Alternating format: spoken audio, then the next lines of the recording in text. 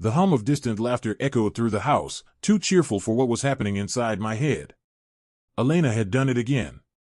She bought a vacation home, her vacation home, and threw a party to celebrate it. Of course, I wasn't invited. The reason was clear as day: I wasn't family. It stung, but it wasn't new.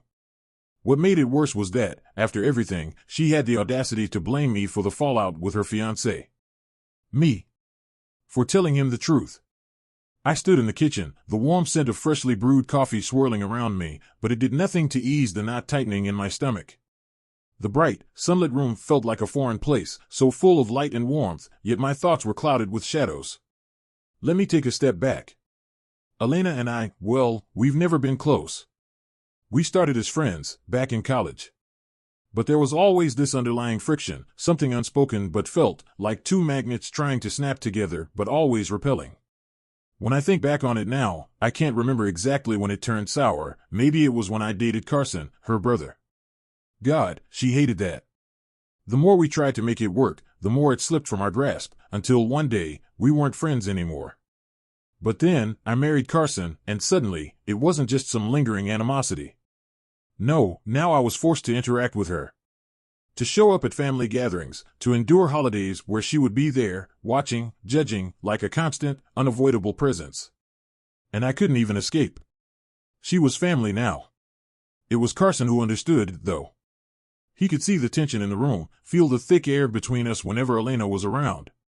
He'd give me a knowing look, a silent understanding, and then step in when needed to save me from those awkward silences. But even his patience had limits. Now, as I stared out the window, watching a car pass by, I could almost hear Elena's voice in my head, sharp and venomous. You ruined everything. It was always my fault, always my problem. This time, though, this time was different. Did you hear what happened?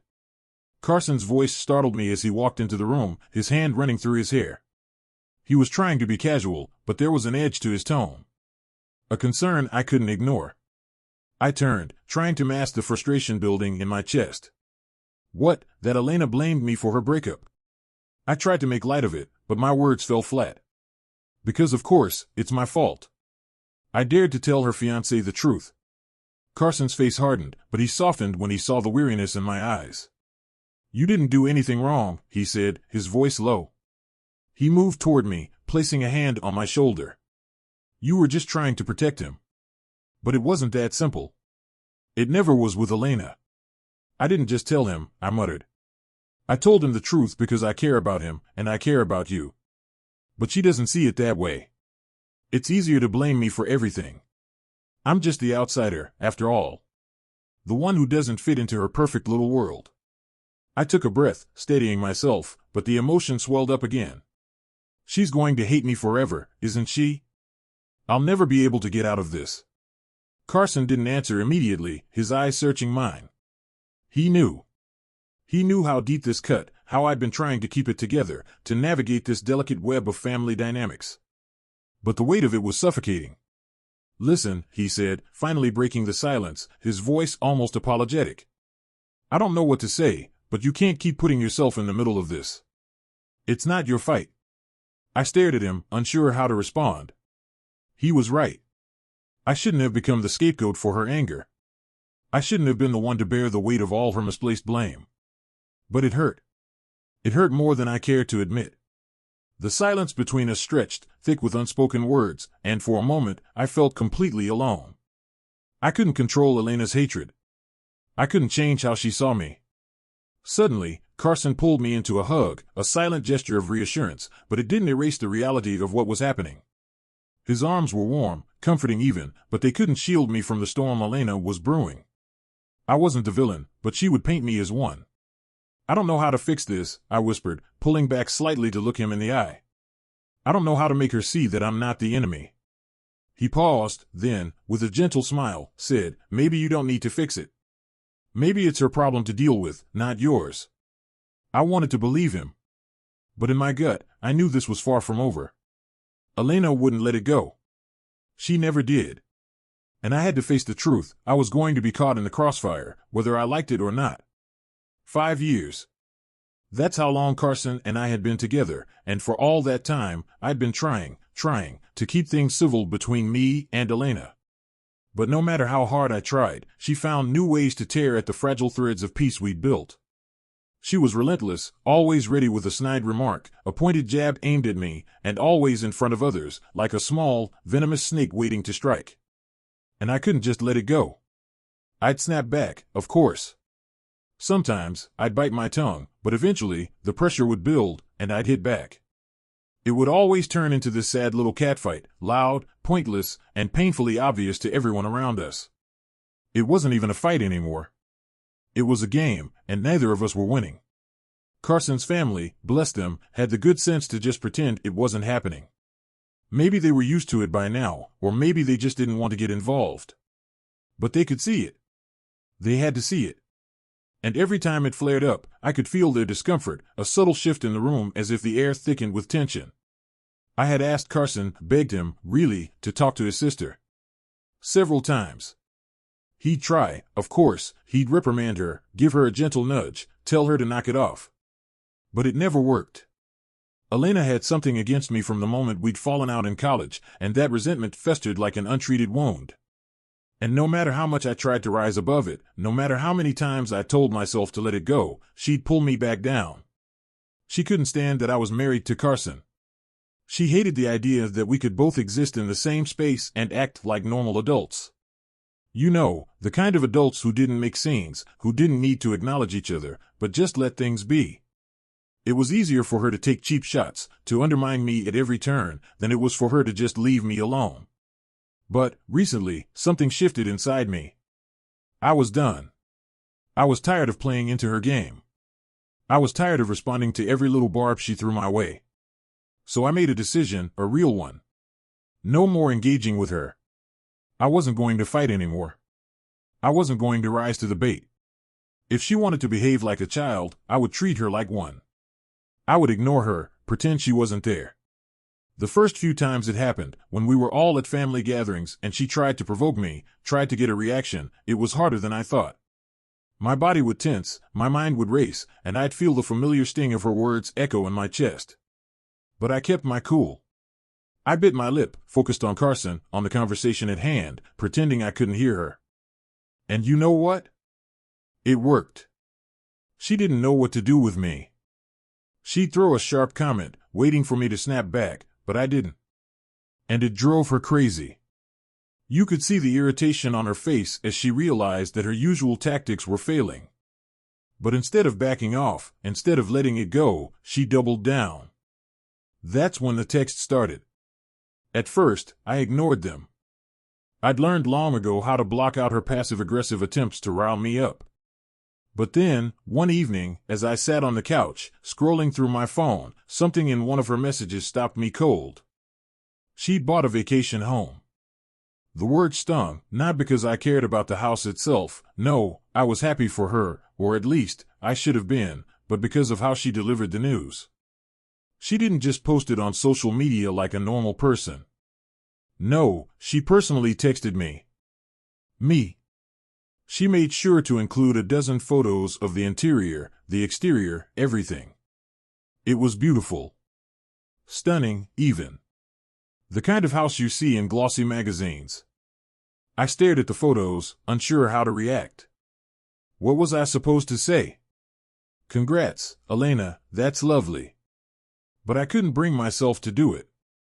I couldn't bring myself to acknowledge her in any way. So, I left the message unread. And that's when she escalated.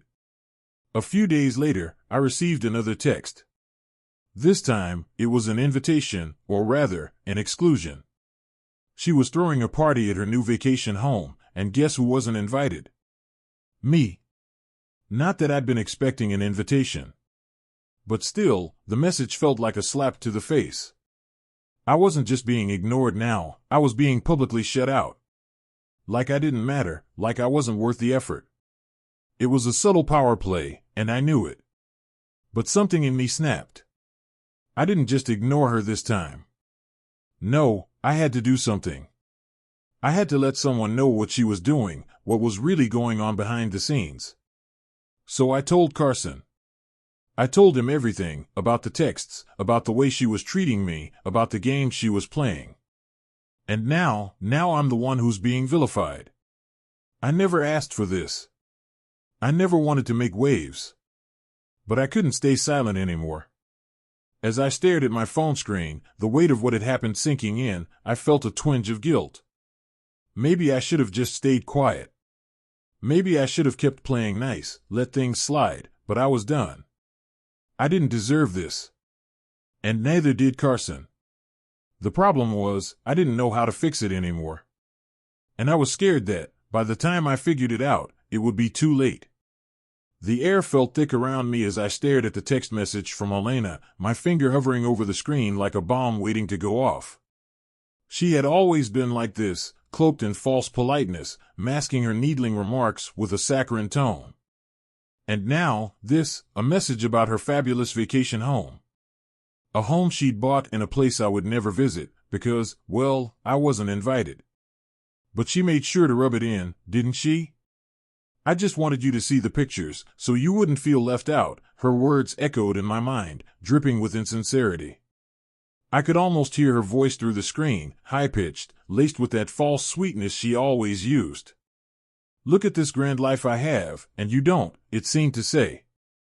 It was the kind of thing I'd been tolerating for years, ever since I had the misfortune of marrying Carson. And honestly, I was sick of it. I stared at the photos of her sleek, modern vacation home. The polished wood floors gleamed in the sunlight, the spacious living room filled with pristine furniture that probably never saw a coffee spill. The place screamed wealth, but it also screamed look at me. It wasn't the house that bothered me, it was her attitude. As if it had all been handed to her on a silver platter and I was supposed to be impressed. Well, good for you, Elena, I muttered under my breath, almost feeling the weight of the words in my chest. She didn't need me to congratulate her. I wasn't interested. Instead, I typed a simple response, as neutral as I could manage. I'm fine with it. You can invite whoever you want, it's not my concern. I hit send, almost immediately muting the conversation, like slamming a door in her face without so much as a second glance. Carson, of course, was in the middle of this. She invited him to the party. Not me. But Carson wasn't stupid.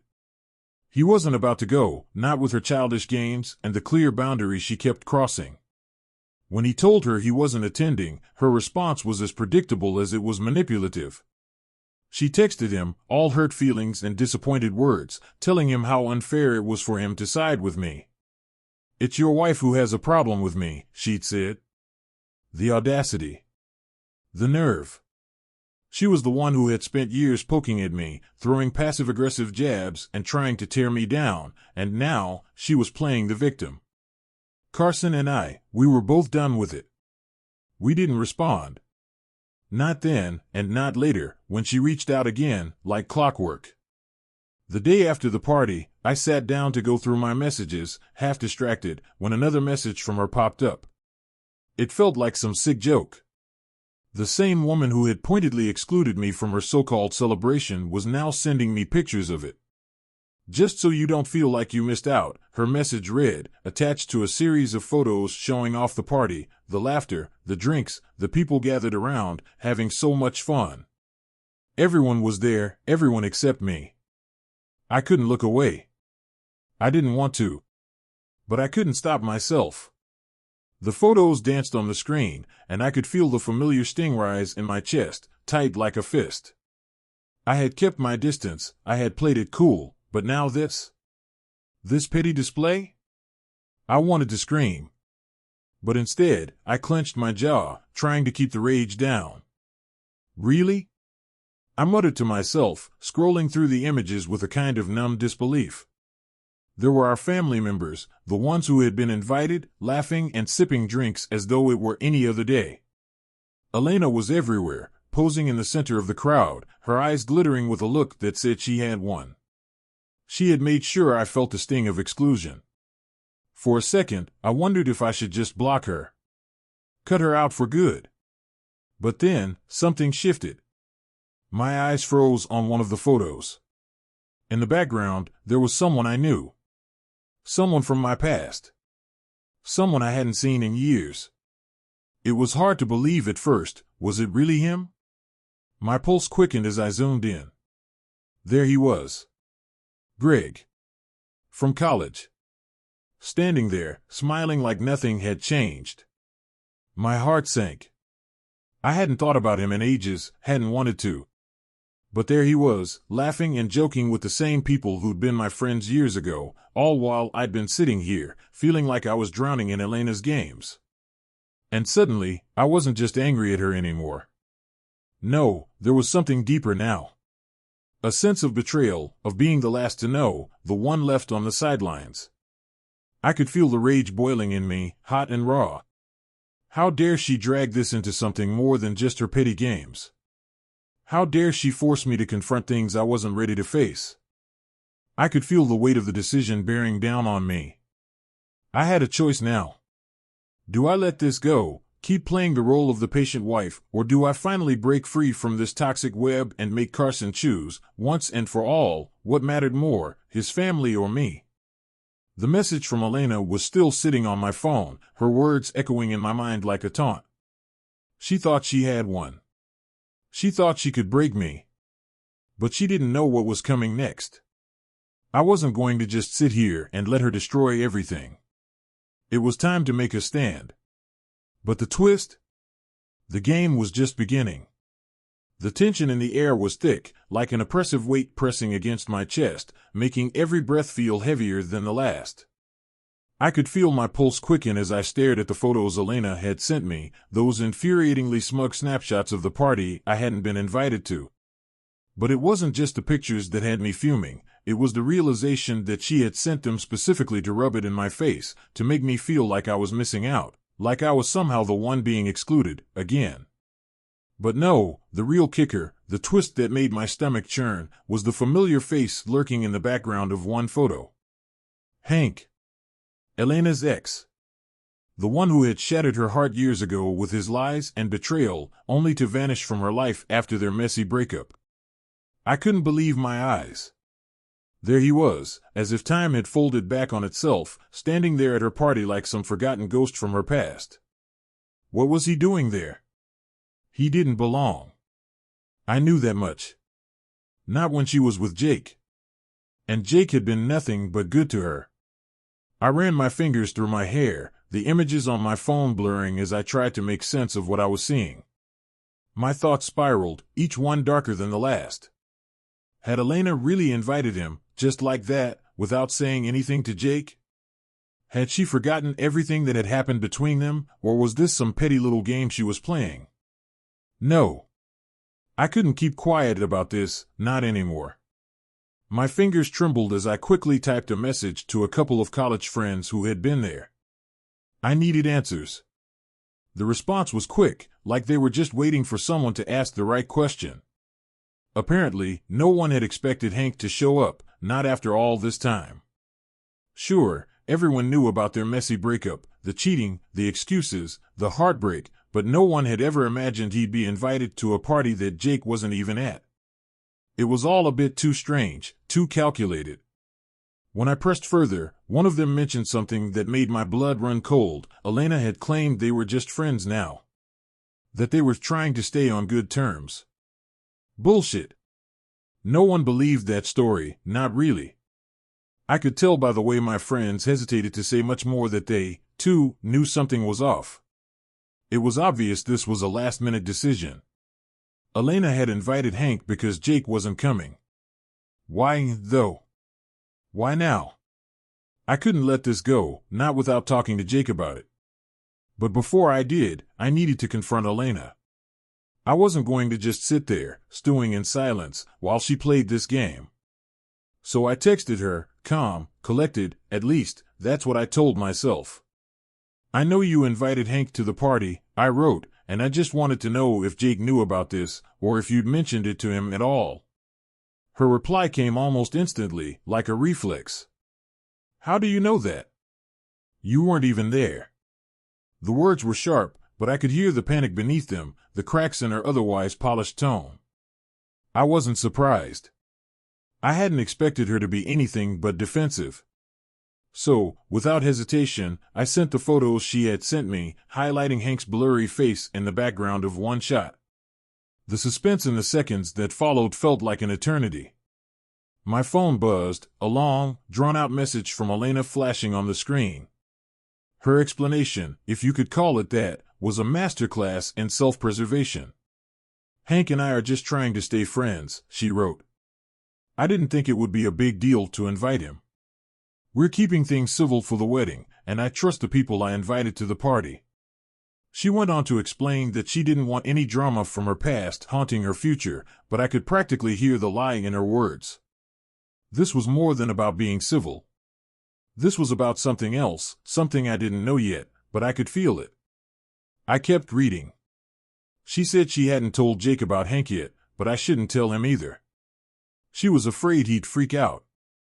She wanted to handle it herself. But when I asked her why she hadn't told Jake already, her tone shifted. The sweetness dropped, and the mask slipped just enough to reveal the annoyance underneath. "It's none of your business," she snapped. "Don't poke your nose into things that don't concern you." The words hit me harder than I expected. There was the Elena I knew, the one who tried to control everything, the one who thought she could do whatever she wanted without consequences. The one who had been playing me, all this time, with her passive-aggressive texts and her manipulative charm. I stared at my phone, my anger boiling up again, but now it wasn't just about the pictures or the lies. It was about trust. It was about Jake. Could I keep this secret for her? For him? My hands clenched into fists as the conflict raged inside me. Elena was playing a dangerous game, and I wasn't sure how much longer I could stay on the sidelines. The words I typed felt like a betrayal, but I had no choice. I was done pretending. The next message I sent wasn't for her. It was for Jake. And I wasn't going to keep quiet anymore. Could feel my chest tightening as I stared at the screen, Elena's messages flashing in front of me like a taunting reminder of everything she had done to me. She'd asked me to keep quiet, to turn a blind eye. But I couldn't. I wouldn't. The thing was, I had already made up my mind. When I saw the photos of Hank lurking in the background, something inside me snapped. A fuse I didn't even know was there, sizzling until it finally burned through. The past few months of watching Elena and her games, her constant manipulation, had built up into this pressure that was suffocating. Her smug sense of entitlement, her belief that she could call the shots, that she could control me with her half-answers and patronizing tone. I'd had enough. I tried to convince myself, for a split second, to do the right thing. To just swallow my pride, to leave it alone, let her handle it. But then her words stung my mind again. "It's none of your business." The sheer audacity. It was a line she had been using on me for years. I was always the one in the wrong. Always the one who overreacted. Always the one stirring the pot. But this time, I wasn't going to be silent. I picked up my phone, fingers trembling slightly, and without hesitation, I messaged Jake. I poured everything out, all the frustration, all the hurt, all the things Elena thought she could keep hidden. As soon as I hit send, I felt the adrenaline surge through my body, but there was no relief. No satisfaction. Just guilt. But it wasn't a deep, suffocating guilt. It was more like a weight in my stomach, an unsettling knowing that I had crossed a line I couldn't undo. I turned my phone off. I didn't want to hear it. I didn't want to hear Elena's voice, or anyone else's, telling me how wrong I was. They'd all been blind to her little games, and now they'd finally see the truth. Or so I thought. Work was a blur. Every second felt like it dragged on longer than the last. And when I finally returned home, my phone buzzed to life with a vengeance. It was like the universe had been holding its breath, waiting for this exact moment. Elena's messages flooded in, her tone sharp and cold. "How could you do this to me?" It was like a slap to the face. And it was so. Elena. She didn't take responsibility. She never did. She deflected, twisted everything back on me. It was always someone else's fault. Always my fault. I scrolled through her messages, each word a searing reminder of the way she had always tried to belittle me. And then there were the messages from my in-laws. Surprisingly, they jumped in on this too. Disappointment, confusion, and most infuriating of all, the way they seemed to take her side without even knowing the full story. Why did you involve Jake? This isn't your business. You're just causing unnecessary drama. Their words stung. But nothing stung worse than the idea that everyone still believed I was the problem. I let out a breath I didn't realize I was holding and sank into the couch. Carson, bless him, wasn't speaking to anyone from his family. But even he seemed to think I'd gone too far. It's not worth it, he said. Let it go. And for a moment, I almost agreed with him. Maybe this was just high school drama, like he said. Maybe I should have just blocked her and moved on. But that thought, the thought that Elena would get away with everything again, made my blood run cold. I wasn't about to let her win this time. Not when I'd been swallowing her lies for so long. I typed a quick message to Carson, explaining how I felt, but even as I did, I knew deep down he was right.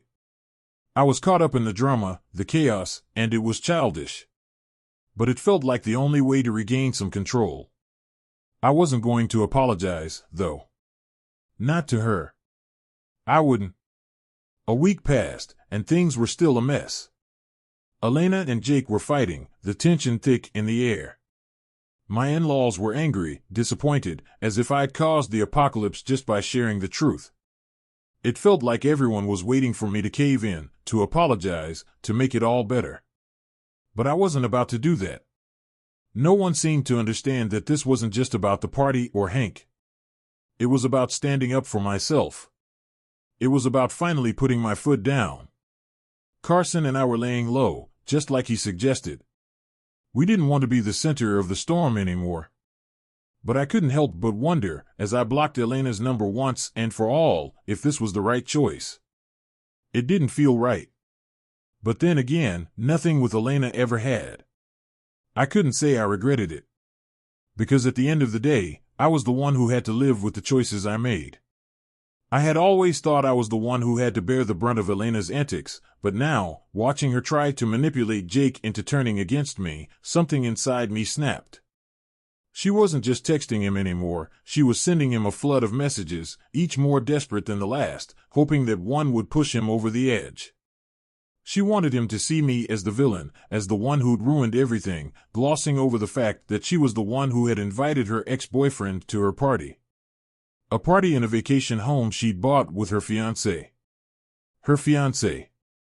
The hypocrisy made my blood boil. She was trying to twist the truth so much that it was becoming unrecognizable. The nerve of her. And yet, here I was, playing her game, caught in this strange triangle of her obsession and Jake's indecision. But the truth, my truth, was out there now. I'd made sure of that. I wasn't going to be her scapegoat, and if Jake was going to turn on me, at least it would be on his own terms, not because of Elena's venomous whispers. Days passed in a blur. 12 days, to be exact, and I braced myself for what was to come. Jake had made his decision. He wasn't breaking up with Elena, but the engagement was on hold. He wasn't ready to marry her. I almost felt guilty for feeling a small shred of relief, but that guilt was fleeting. Elena, however, was furious. She'd been counting on her Greek honeymoon and the wedding that was supposed to crown her life. And now, she was stuck with nothing, no engagement, no vacation, no picture-perfect future. It wasn't a relief for me, though. It was more of a lingering unease. We hadn't heard from her directly in a few days, but Carson, my rock, my husband, had been keeping his ear to the ground. He told me she'd reached out to him, through a fake account, no less. A fake account. Can you believe it? She was still trying to play these sick games, urging him to leave me, telling him his life would be better if he cut ties. It was like she had crossed some invisible line into obsession. And the thing that terrified me most? She was relentless. Every time I thought she'd backed off, she'd return with something worse. I knew it wasn't just about Jake anymore, it was about control. It was about her need to make my life a constant nightmare. I had no idea how deep her resentment ran until I started seeing the lengths she'd go to. Fake accounts? Spreading rumors? Trying to manipulate Carson? It was almost like she wanted to see me broken. But I wasn't broken. I wouldn't be. I thought about what I'd do if she showed up at our doorstep. The thought alone sent a chill up my spine. The last thing I wanted was to escalate this, but part of me knew that if it came to it, I'd have no choice. I was already thinking about getting a protective order. That was my line in the sand. If she came too close, I would fight back. And I would win. It's been almost 3 months since everything fell apart, and I still feel like I'm walking through a fog. After the blow-up with Elena, Carson and I cut ties with our families. Not that it was an easy decision. My parents, his parents, everyone we cared about was caught in the middle of this mess. But no one was willing to take our side. Elena's story was spinning out of control, and we were just collateral damage. It was like the world was telling us to pick a side, but the only side I could choose was Carson's. And we were choosing each other. I never thought I'd find myself living like this, cut off from the people I thought I'd have forever. But that's the price you pay when your past refuses to stay buried. Elena was never going to let it go. Then, 2 days ago, she showed up on our doorstep. At first, I thought it was just a nightmare, a bad dream I could wake up from. But there she was, pounding on our door like a madwoman, screaming my name. I stood frozen in place, heart thumping in my chest, until Carson finally couldn't take it anymore and opened the door. The moment she stepped inside, I could feel the air shift. It was as if all the warmth had been sucked from the room, replaced by her cold fury. "You did this," she screamed, her face flushed with rage. "I'm ruined because of you." Her words hit like stones. She wasn't just angry, she was hysterical. And in that moment, I realized something. This wasn't just about Jake anymore. This wasn't even about her broken engagement. It was about her obsession with control. She was clinging to this narrative that she was the victim and I was the villain, and she wanted me to fix it. "I want you to fix this," she demanded, her voice quivering with desperation. "Tell Jake to come back. You have to fix my relationship with him. I can't live like this." I looked at her, trying to mask my rising fury with cold indifference. "I'm not going to fix anything for you. You have to deal with the consequences of your own actions, Elena." That's when she snapped. Her eyes burned with madness, and before I knew it, she lunged at me. It happened so fast, I didn't even have time to brace myself. Her hands were on me, shoving, clawing, grabbing. But Carson was there. He always is. He pulled her off me, his grip firm as he dragged her out of the room. I heard the door slam shut behind them, and my heart was still pounding in my chest as I stared at the door. It took a moment for the gravity of the situation to sink in. We were done. No more pretending this wasn't happening. No more hoping she'd back off. She'd crossed the line. And now? Now, I had no choice but to take action. I called the cops. Carson and I decided to file for a restraining order. It was the only way to ensure we could live in peace. This wasn't just a fight for our happiness, it was a fight for our sanity. Elena had dragged us through the mud for far too long, and now, it was time for it to stop. No more drama, no more manipulation, no more pretending she wasn't capable of destroying everything. It's been quiet for the past few days. Too quiet. It's like the calm before the storm, and I'm bracing myself for whatever comes next. But whatever happens, I know one thing, we'll be ready. As the dust settles and the final echoes of Elena's outburst fade into the tense silence of our home, I'm left standing in a whirlwind of emotion. Anger still pulses in my veins, but so does a deep exhaustion. This battle, this endless war of manipulation, accusations, and broken trust, it feels never-ending. But there's one thing I know for certain, I'm not going to let her define my happiness any longer. She wants to create chaos, to destroy the life that Carson and I have built.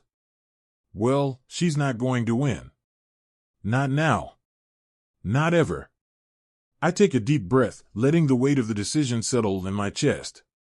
A restraining order. A final step, one I never thought I'd have to take, but I'll do whatever it takes to protect the peace we've worked so hard to build. Carson's hand is in mine, steady, unwavering. He may not have always understood the depth of my past with Elena, but he understands me more than I ever thought possible. And with him by my side, I feel ready to face whatever comes next. This isn't just a fight for my relationship. It's a fight for my sanity. A fight for peace.